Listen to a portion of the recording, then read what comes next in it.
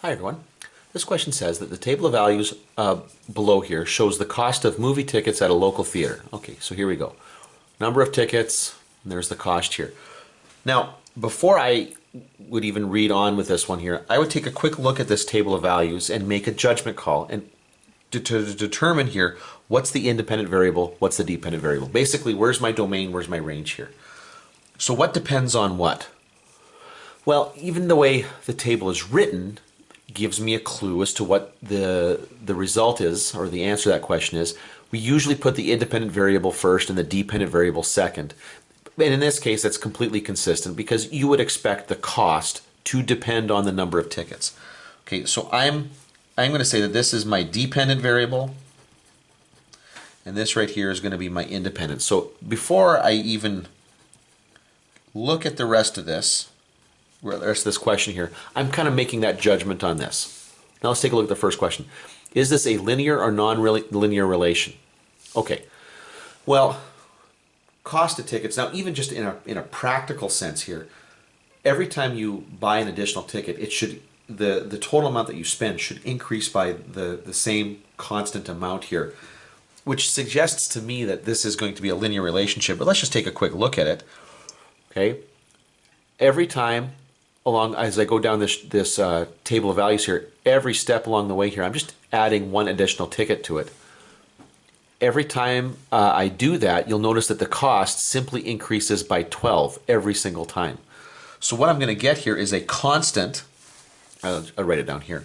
This is going to give us a constant rate of change. Okay, so therefore, it's linear.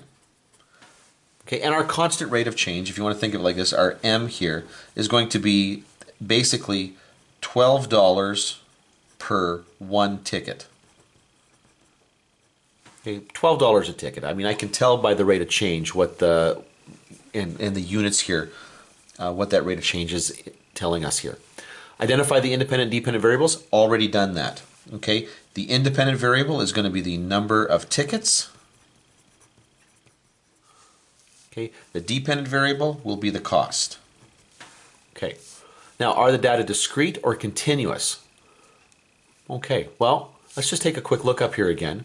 Number of tickets and cost. Well, this has got to be discrete. Okay, let's go down here and we'll say this has got to be discrete.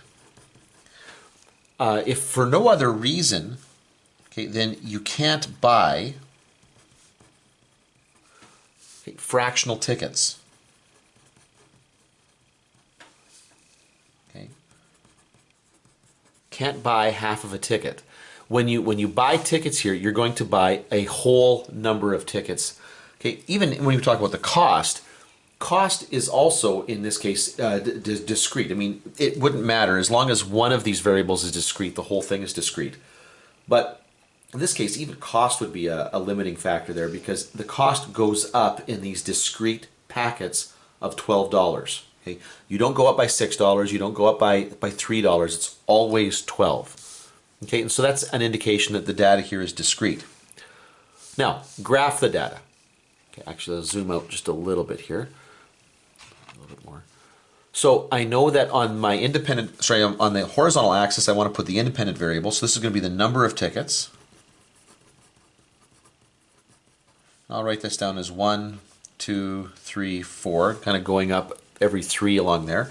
Over here, this is going to be the cost. And again, I'll go up by 3 squares, so this will be 12, what do we got, 24, 36, up to 48. And then, sorry, cost in dollars. And then what I'll do here is just to plot this, I'll just make my big old dots there. And then out there. And there it is. Now, I'm not going to connect these in a line, okay, because this is discrete data, so not connected. Okay, because it's discrete. Now, but there's another reason. There are times when I would connect the dots here, even if it was discrete data, and that's because I would have I would do that in a situation where I had a large number of points, and I'm just not about to plot them all. So in that case, I would just draw the line to indicate a trend here. So now I'm going to leave these things disconnected because the data is discrete and I've got a small number of data values. Okay, so it's easy enough just to plot every single point. And there you go.